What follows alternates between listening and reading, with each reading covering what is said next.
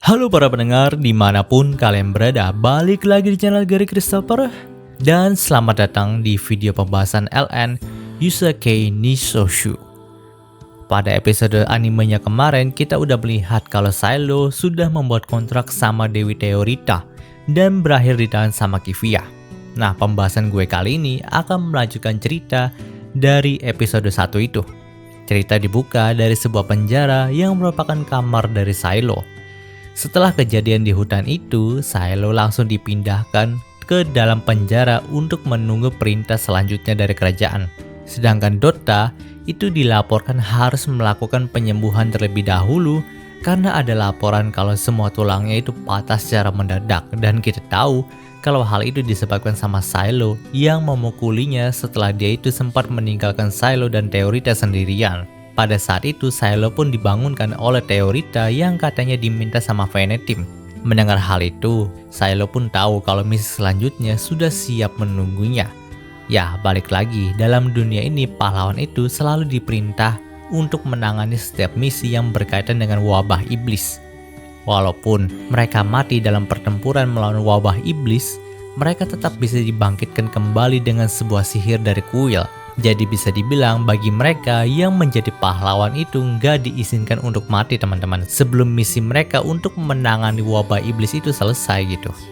Panel cerita pun berpindah ke terowongan Zewangan. Itu adalah tempat di mana Silo bertugas. Dikatakan terowongan ini dibuka beberapa tahun yang lalu karena memiliki sumber urat mineral yang besar yang nantinya akan menjadi katalis segel suci yang diperlukan oleh kerajaan, yang diklaim juga bisa menjadi sumber kehidupan bagi umat manusia. Sayangnya pada saat itu wabah iblis menyebar di sana dan membuat semua yang ada di sana termasuk tanahnya itu terkontaminasi. Makanya Silo dan para penjahat lainnya ditugaskan untuk membantu di sana. Tapi karena Dota masih dalam tahap penyembuhan, jadi di sini Silo itu ditemani sama tim barunya yang beranggotakan 3 orang, yaitu Norgal, seorang teroris yang skizo dan menganggap kalau dirinya adalah raja, Tatsuya, seorang pahlawan yang nampaknya sudah mati berkali-kali dan dibangkitkan berkali-kali juga. Makanya di sini si Tatsuya itu terlihat seperti mayat hidup yang tidak memiliki akal, juga kehilangan kemampuan komunikasinya gitu. Untung aja Tatsuya itu masih bisa membedakan mana yang peri dan juga mana yang manusia. Jadi dia itu masih bisa membedakan lawan maupun kawan gitu ya. Lalu anggota terakhir dari mereka adalah Dewi Teorita. Nah, tugas pertama mereka adalah menggali terowongan untuk membuka jalan bagi para kesatria suci dalam menuju sarang wabah iblis. Namun di sini hanya Silo dan Tatsuya sajalah yang melakukan pekerjaan itu untuk menggali terowongan gitu. Norgel hanya duduk dan memerintah seperti raja yang skizo. Sedangkan Dewi Teorita memang tidak diizinkan untuk membantu mereka dalam tugas kasar seperti ini gitu. Di sini Silo menganggap kalau kekuatan Dewi tidak seharusnya dihabiskan dalam tugas seperti ini. Di sela-sela pekerjaan mereka tuh didatangin sama Komandan Kiviya dan pasukannya.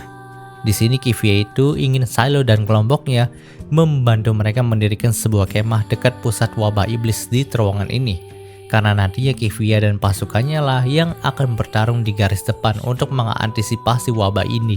Di sini Kiviya juga langsung menjelaskan rencananya sambil memperlihatkan sebuah peta terowongan yang dibuatnya sendiri. Tapi nih pandangan mereka itu malah salfok sama peta yang digambar sama Kiviya. Karena menurut mereka peta yang digambarkan sama Kiviya itu sangat jelek dan bahkan nggak bisa dibaca sama orang lain yang ada di sana kecuali Kiviya sendiri. Tapi para prajurit dari Kiviya itu nggak ada yang berani memprotes karena takut sama Kiviya gitu. Namun di sini ada yang sedikit mengganggu pikiran dari Silo nih. Terowongan Zewangan ini kan udah terkontaminasi sama wabah iblis berbulan-bulan lalu gitu. Dan masih banyak terowongan atau tempat yang bisa dijadikan tambang mineral. Tapi kenapa kerajaan itu masih ingin merebut terowongan ini dari wabah iblis? Bukankah lebih baik menutup dan meledakkan terowongan ini lebih efektif dibandingkan mengutuskan para kesatria suci, seorang dewi dan para penjahat seperti mereka untuk mengurusnya? Nah, meskipun ini masih pemikiran ambigunya nih, tapi Silo itu merasa kalau pihak militer kerajaan mungkin saja merencanakan pembunuhan Dewi Teorita dalam tambang ini. Panel cerita pun berpindah ke sisi lain terowongan. Sesuai rencana, kelompok Silo itu akan mendirikan tenda peristirahatan bagi para kesatria suci Qivia. Tapi saat itu mereka diserbu oleh segerombolan knocker atau peri yang telah terkontaminasi oleh wabah iblis di sana. Untungnya kelompok Silo ini memiliki kemampuan tempur yang cukup hebat, terutama Tatsuya yang memang seperti manusia super. Ya, walaupun memang gambaran orang yang seperti ini dan udah kehilangan kemampuan berkomunikasi dan juga beberapa hal yang ada di pikirannya gitu. Tapi Silo saja mengaku ini kalau Tatsuya adalah master pertarungan jarak dekat. Jadi mereka bisa dengan mudah memusnahkan segerombolan knocker itu. Setelah membasmi para knocker, Silo dan kelompoknya lanjut membangun sebuah tenda peristirahatan dalam terowongan itu untuk para kesatria suci. Ya, walaupun memang di sini lagi-lagi yang kelihatan kerja itu cuma Silo dan juga Teorita, mengingat kedua orang lainnya juga nggak pandai dalam hal membangun gitu.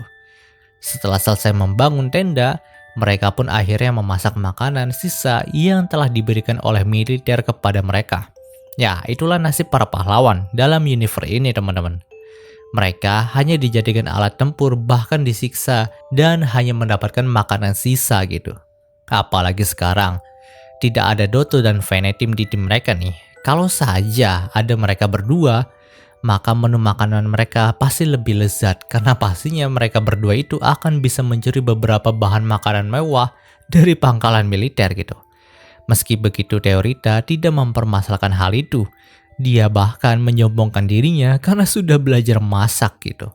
Lalu nih, dia tuh membuat bahan-bahan sisa mereka itu menjadi makanan yang layak untuk dimakan. Namun nih, di tengah mereka asik makan, tiba-tiba aja terdengar panggilan dari Komandan Qivia melalui segel suci yang dibawa sama Norgal. Di sini Komandan Qivia itu berkata kalau mereka itu butuh bantuan secepatnya karena pasukan mereka telah diserang oleh manusia yang telah terinfeksi dengan wabah iblis. Mendengarkan hal itu, Silo dan kelompoknya langsung menuju ke tempat Komandan Qivia berada nih. Tepat saat mereka datang ke sana, mereka pun langsung disambut oleh penampakan manusia aneh dengan organ dalam yang berceceran di tubuhnya. Itu adalah manusia yang telah terinfeksi sama wabah iblis.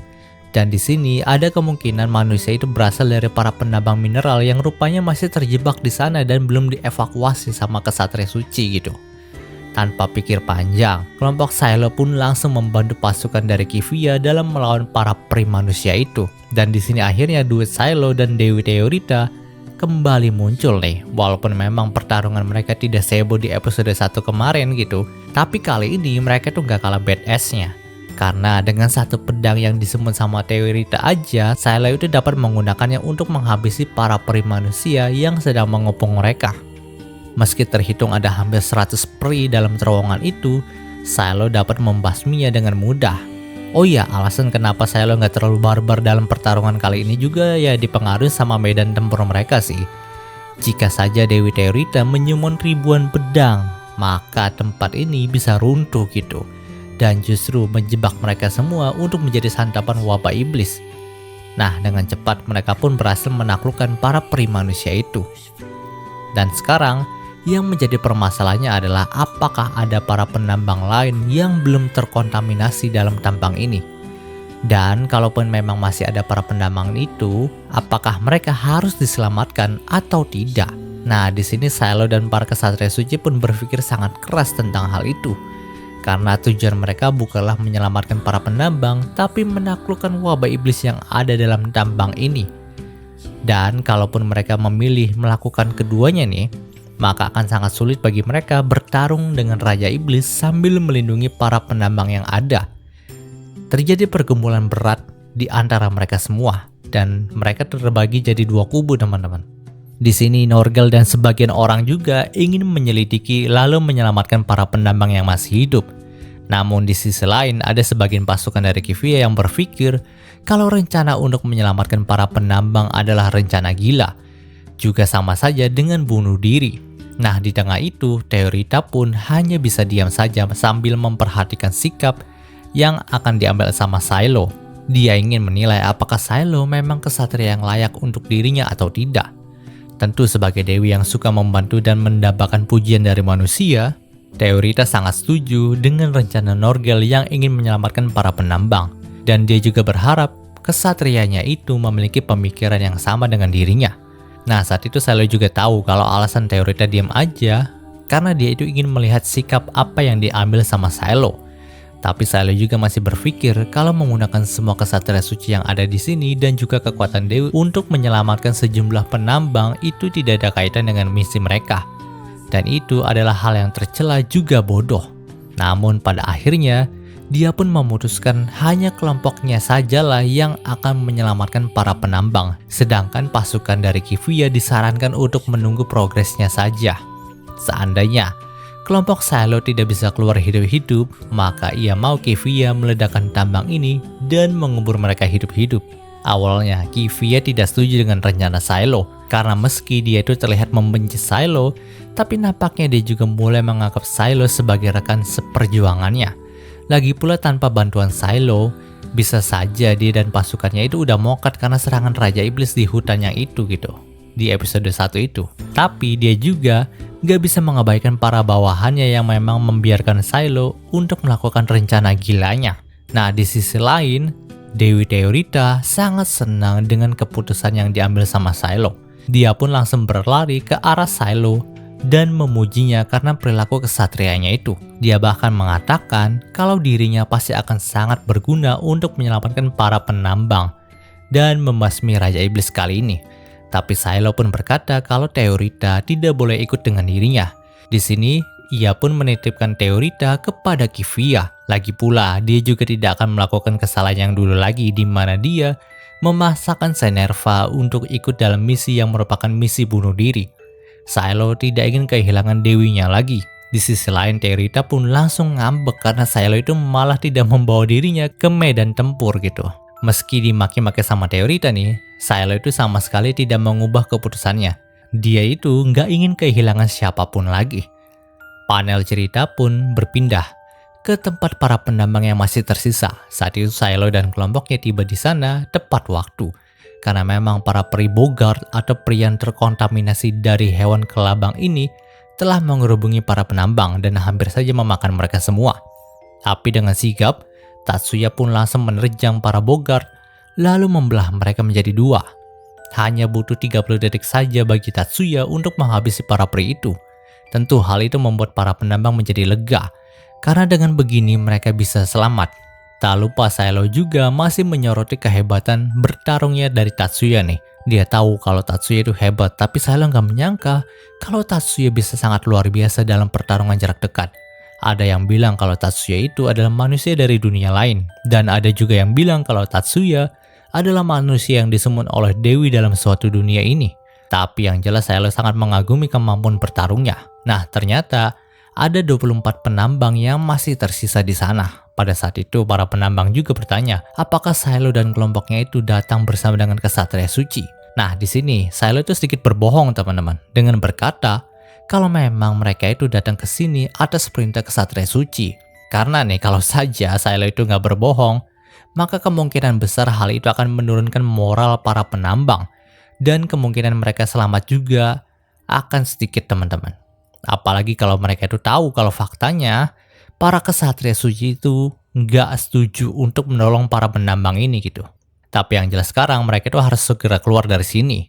Saat itu Norgal pun memberikan segel suci kepada pacul dan alat tambang lainnya untuk bisa menjadi senjata bagi para penambang dalam melindungi diri mereka sendiri. Kalau saja mereka hanya mengandalkan kemampuan bertarung dari Silo dan Tatsuya, maka mustahil mereka itu bisa keluar dengan hidup-hidup. Saat itu Tatsuya juga bertugas untuk membuka jalan depan, sedangkan Silo akan melindungi para penambang dari belakang. Namun nampaknya rencana mereka itu nggak berjalan dengan mulus, teman-teman. Karena nih, para Bogart itu langsung menghadang mereka dari beberapa tembok yang ada di tengah-tengah mereka. Tentu saja Silo pun harus membereskan hal itu. Sementara Tatsuya terus berada di depan untuk membuka jalan mereka dari Bogart yang menyerang gitu.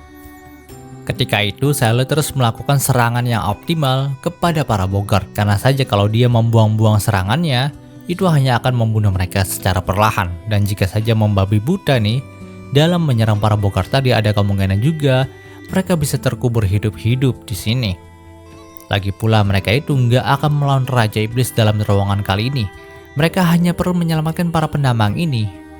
Tapi tetap saja, rasanya bertarung sambil melindungi para penambang itu sangatlah sulit. Bahkan Silo juga sampai terpojok dan hampir terbunuh. Namun nih, ada beberapa pedang yang muncul dari langit dan seketika juga menumbangkan para Bogart yang menyerang Silo. Dia kira itu adalah pedang dari Tatsuya atau Norgal, tapi ternyata pedang itu berasal dari Teorita. Yaps, entah kenapa sang dewi itu bisa muncul di hadapan Silo dan kelompoknya, padahal dia itu udah dititipkan sama Kivia gitu. Namun di sini Silo juga lega ketika melihat Teorita. Tanpa dirinya, bisa saja Silo sudah tewas diserang sama Bogart tadi. Dengan nada penuh kebanggaan, Teorita pun langsung mendeklarasikan kehadirannya di hadapan Silo.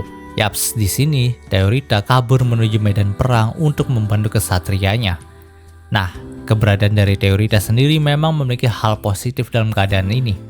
Dengan kehadirannya maka mereka tidak diburu oleh waktu. Karena nggak mungkin kan para kesatria itu langsung menghancurkan terowongan ini bila Teorita masih bersama mereka. Namun di sini Silo juga nggak terlalu senang dengan sikap Teorita yang datang YOLO ke sini untuk menyelamatkan mereka. Apalagi harus mengorbankan nyawanya demi mereka gitu. Karena sebelumnya dia sendiri telah memiliki pengalaman pahit dengan Dewi Senerva. Mendengarkan hal itu, Teorita pun meyakinkan Silo kalau kematian dari Senerva bukan kesalahan Silo. Dan pastinya Senerva sendiri tidak menyesal karena tindakan heroiknya itu. Karena itulah tujuan Dewi hadir di dunia ini, yaitu membantu manusia dan mendapatkan pujian dari mereka. Tentu, Silo pun sedikit tenang ketika Teorita mengatakan hal tadi. Dan kembali semangat lagi untuk bertarung dengan Teorita. Ketika itu, Norgal juga nampaknya cukup membantu dengan cara membuatkan segel suci kepada pedang yang disummon sama Teorita. Nah, dengan begitu damage dari pedang Teorita itu jauh lebih sakit gitu. Dan di sini Teorita juga sengaja membentuk pagar dari pedangnya untuk melindungi mereka semua. Dengan begitu juga para Bogart nggak bisa menyentuh mereka maupun para penambang.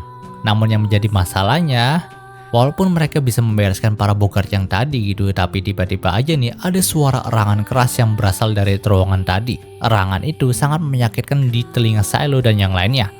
Untung saja Teorita bisa memurnikan erangan tadi dengan kemampuan sucinya, tapi di sini yang menjadi masalahnya lagi, erangan itu berasal dari Raja Iblis di wabah iblis kali ini. Dan gregetnya, itu juga bukan erangan biasa, melainkan adalah sebuah tanda kalau sang Raja Iblis telah menemukan keberadaan dari Teorita. Yaps, selama ini bukan para penambang, Silo ataupun kesatria suci yang diincar sama Raja Iblis, melainkan incaran utama Raja Iblis kali ini adalah Teorita. Ketika itu, erangan dari Raja Iblis juga mengganggu pikiran semua orang yang ada di sana. Dan nampaknya berkah suci dari Teorita belum cukup untuk menaklukkan sihir pengganggu pikiran dari Raja Iblis. Hanya Silo, Teorita, dan Tatsuya saja yang tidak terpengaruh sama pencuci pikiran dari Raja Iblis. Mereka bertiga pun terus berjuang untuk melawan Raja Iblis yang berbentuk pohon ini, sambil menghindari semua serangan yang dilancarkan oleh teman mereka sendiri yang sudah tercuci otaknya nih. Termasuk juga Norgal nih, yang terus mengoceh soal dirinya adalah raja. Sampai-sampai salah satu kaki Norgal itu hancur karena seluruh Raja Iblis yang mungkin kesel sama dia gitu, sama ocehannya dia. Lalu itu juga membuatnya terjatuh. Nah, ketika Norgal terjatuh, lentera suci yang dia bawa juga ikut terjatuh di dekatnya Silo nih. Dan dari situ Silo juga punya ide untuk membakar Raja Iblis ini. Karena pastinya kalau Raja Iblis ini merupakan mutasi dari sebuah pohon, maka membakarnya adalah cara yang paling efektif untuk mengalahkannya. Di sini dengan bantuan Tatsuya yang menahan sulur dari Raja Iblis agar tidak menyerang atau membuatnya kabur, dan dengan adanya pedang yang diciptakan sama Teorita, Silo pun berhasil menciptakan sebuah ledakan dengan berkahnya yang bernama Zetevinde. Dan pada saat itu juga Silo berhasil meledakkan Raja Iblis, juga membuat jalan yang menuju arah Raja Iblis itu tertutup sama tumpukan batu gitu. Dengan begitu, kasus dalam terowongan Zewengan ini sudah selesai. Namun yang menjadi masalahnya sekarang adalah Silo dan Teorita sudah terbukti bersalah karena melanggar perintah dari Komandan Kivia untuk tidak menyerang Raja Iblis di sini terlebih dahulu. Karena mereka kan yang harusnya ditugaskan untuk menyerang Raja Iblis itu. Tapi kenapa malah Silo dan Teorita gitu yang menyerangnya? Nah, entah hukuman apa yang akan menanti Silo dan juga Teorita ke depannya. Dan cerita di part ini pun berakhir. Oke, mungkin selalu pembahasan singkat untuk LN yang kita bahas kali ini ya. Jika kalian suka video ini, jangan lupa untuk like, komen, dan juga subscribe dan juga share.